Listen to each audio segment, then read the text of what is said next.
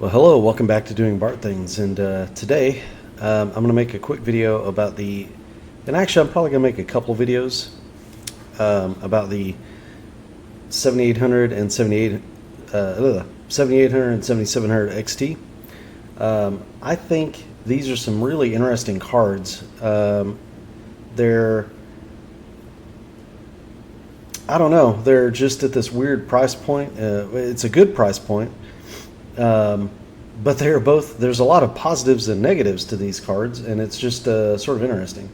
Now, I think that anybody who has been waiting on like a $400 to $500 card that is a good solid value for their money, these are probably going to be it.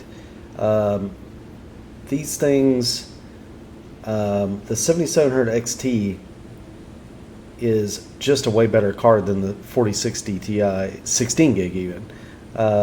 It's got 12 gigs of RAM, VRAM. Its starting price, these are kind of the spy photos of the XFX edition. And I'm going to go to this article here real quick on VideoCards to talk about performance. But the Sapphire is going to come out with a version. I may even just try to go around different versions in some videos just to say, here's what just eyeballing it, here's what I think about these various models of this card, because I think that this is probably going to be the sweet spot of this generation as far as money to performance. And there's a good and bad part about that. I'll get to that here in a second. So the 7700 XT actually is a little surprising. Now, price-wise, here's where these cards come in. The 7800 XT is going to be $500, and the 7700 XT is supposed to be $449, $450. I suspect that price is going to back off to about $430. Is what I think is going to happen. $400, $430, something like that. Decent card for that money. The 7800 XT is a decent card for that money. Now, why do I say that? Let's look at the benchmarks, or at least the benchmark that we have. There's other benchmarks out there. I'm just going to use this because I want to make kind of a short video and sort of make a point. If you look here, what's really, really startling is the 6800 XT and the 7800 XT. Guys, they're going to be the same performance-wise. Literally not any different. Now, why is that the case? And then I would still say that this is a decent deal of a card. Here's why. The 6800 XT debuted at something like $550, $600. This is a $500 card. Actually, I'm sorry. The 6800 XT debuted at least $600. Yeah, something like that. It's $100 cheaper. It's the same performance. It's going to be a little bit more efficient, power-wise. And so your temps are going to be good. It's just weird because, and it's almost a little sad that this card is named this. I think if they would have named this the 7700 XT and then just named this the 7700, we would be talking about this a little bit differently.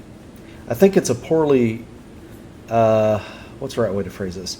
It's a poorly chosen naming convention that they chose. They chose it because they're not going to release many more new SKUs for this generation, I think, is why they went with 7800 XT, not because it's really that per se. And they know that a 7800 XT was going to be the expected card, I think, is what they did. But they decided correctly to charge about the correct amount, which is $500. And so you know that some of the board partners are going to get a little bit below $500 eventually. Some are going to be above $500 for the really nice ones. And I think, again, because of the price, a lower price makes everything right. It's not a bad deal. It's actually a really decent card. The big thing is, and the thing that you should already be able to tell from this chart, is just how hard the 7700 XT can spank the 4060, which is more expensive than it is, easily. As a matter of fact, the 4060 Ti is the same price as the 7800 XT. It is nowhere even in the same class of card. Not even close. Like, I would buy a 7800 XT over a 4060 Ti all day, every day. Even the most hardened NVIDIA fan needs to realize cards are not the same. This is not the same level of performance. The 4060 Ti, it doesn't matter. FSR 3 is on the horizon, which is going to eliminate the software mostly. I mean, I expect NVIDIA will do some neat things with DLSS to try, I say neat things, they will try to make it, that little bit better. But I think your huge gains are just about over with that. FSR 3 is going to introduce frame generation, and I think that at that point, what you're talking about is going to be splitting hairs. And FSR works on other video cards, not just AMD's. So that essentially means, take my 3080 for example. Like, I would not upgrade from my 3080 to any of these cards. I wouldn't consider any of these really an upgrade. I would pop FSR 3 on it and basically get that. The only thing that's going to hold back my 3080 is the 10 gigs of VRAM. If I go to a 4K screen, which I've been thinking about going to maybe a 4K OLED, at some point down the line I'm going to have to get a stronger video card for that. But that's neither here nor there. That's probably an upgrade down the line. We're buying a house right now, so I'm not looking at doing anything. But for this generation, again, it's really strange, but I gotta say that this is kind of like, the 7800 XT is probably gonna be like the best kind of card going. If I was looking at building somebody a good 1440p gaming rig, maybe even some 4K, and then use FSR, I would now, to try and keep their costs down, if they had a really strict budget, I'd be like, wiggling you a 7800 XT, that's probably going to be the way to go.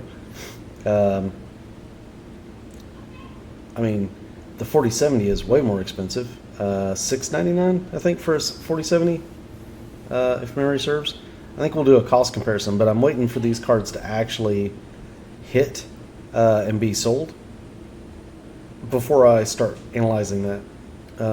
What we have here are stated MSRP prices, but that may not end up being the street price. And so I think that's important when you want to compare prices of things, because what manufacturers say and then what actually happens at your retailer could be different.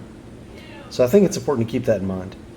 But I really do think that's going to be kind of the deal.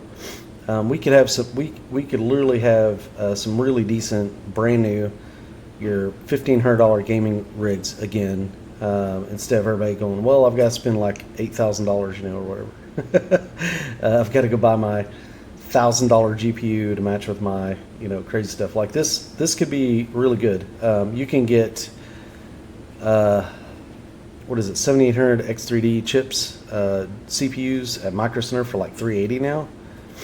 So, I mean, there could be a chance that you can match something like that with one of these GPUs and really have a nice gaming rig for, like I said, about $1,500 to $2,000, which is a little bit more palatable than just having to go that extra grand in order to squeeze in an incredibly expensive video card. What CPUs would I match with these? Well, we'll look at the suite of benchmarks, when it comes out. I'm thinking realistically, 13600Ks would probably be a decent match. 7700Xs, 7800 X3D, those mid-range CPUs would probably be your ideal match. a 7800 X3D, I mean, just makes me think like that'd be a great uplift for this to kind of elevate your whole system with that 3D V cache for certain titles. And I would definitely check what titles you're playing, obviously, to see how they do on X3D chips, and then go from there. That's kind of what I would do.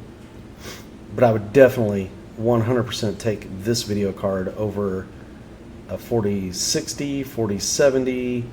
I mean, I think it's going to make itself a case over a 4070 Ti, honestly. That's not shown here. But, like, I bet it's right in the mix with a 4070 Ti, honestly. Which is just, I mean, the 4070 Ti is $800 card. Like, it's, or $700. It's just the price. Like, it's money to performance. And like I said, FSR 3 is coming. If you're a little bit patient, you can save a pretty nice chunk of change, I believe. And that would be kind of like the way to go. They're leaving a lot of gap there between the 7800 XT and the 7900 XT. But having said that, I mean, I don't even know if the 7900 XT is totally worth it. We're going to have to wait for benchmarks, honestly. I want to say they're talking about, when's the release date?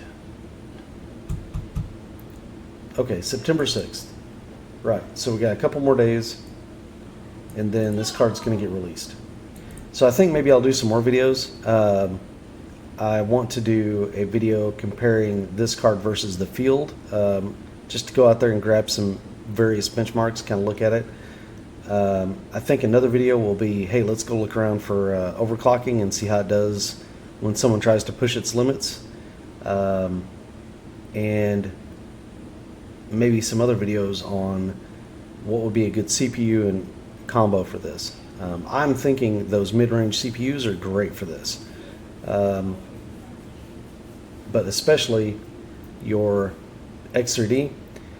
These cards are not, I don't think they'll be as crazy large as the 7900 XTX or 7900 XT cards, some of them. I don't think they'll be as big as like the 4080 and 4090s, obviously. Even some of the 4070 Ti's are really large. So, it'll fit in kind of a normal case. And I just think it would make a really solid card for most people. Like if someone was saying, hey, I want a pretty decent enthusiast to upper mid-range gaming rig, I want to do some 1440, maybe some 4K gaming even, and I'm willing to use FSR or frame generation, basically, like if it's not something that they're going to be that worried about. Like if my jam is a single player game, yeah, like as long as it responds decently, I'm going to use frame generation. That's not a problem. I'm not worried. I'm not as concerned about input lag if it's not a competitive Twitch style game, essentially. And again, FSR 3 remains to be seen. Like, I think we need to get a lot more hands-on with that before we make judgments on that exactly. But I suspect that's probably where it's going to fall. But yeah, I mean, it's a shame because they named this card the 7800 XT when I really think the 7800 XT should have been that cut down Navi 31 die, not the Navi 32 die. And this is the Navi 32 die. But for what it is and for the amount of money that they're charging, it is a good card, moniker aside. And it just shows you how overpriced the NVIDIA cards are, is what it really does. And again, listen, you work hard for your money and you're going to spend your money on what you want to spend it on. By gosh, I will fight for your right to do so. But if you come to me looking for advice, or anyone else that's, I would say, yeah, definitely consider these AMD cards in this range. And then Intel's, I think, about to come out with Battle Mage, so that's one to keep an eye on as well.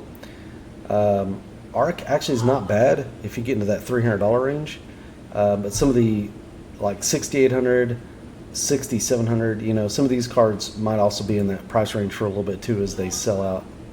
But I would, yeah, I would have no problem in recommending these two cards, I think, as potential alternatives for your gaming needs.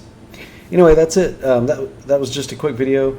Like I said, I'm going to try to break it up and not talk on and on and on about a card. The specific subject today was, you know, don't be fooled by the moniker. This is not really an upgrade over your 6800 XT. So if you have a 6800 XT, a 3080, a 3090, if you have a 3070 maybe, if you have anything along those lines, don't worry about these cards. Don't even worry about upgrading, in my opinion. But if you do upgrade, you need to think about stepping up into that $1,000 GPU category to get something that actually is an upgrade for you. If you are like me and you have a 3080, these cards are not an upgrade. And my 2 cents, what I'm going to do is probably hold off on upgrading video card. And then if you are from an older generation, like you have a 1080, you have a 2080, then, or 2060, 2070, you know, 1060, something like that. If you're, if you still have a really old video card and it's starting to get along in the tooth and you're wanting a reasonable upgrade for a price from that $400 to $500 range, this is your card, I think.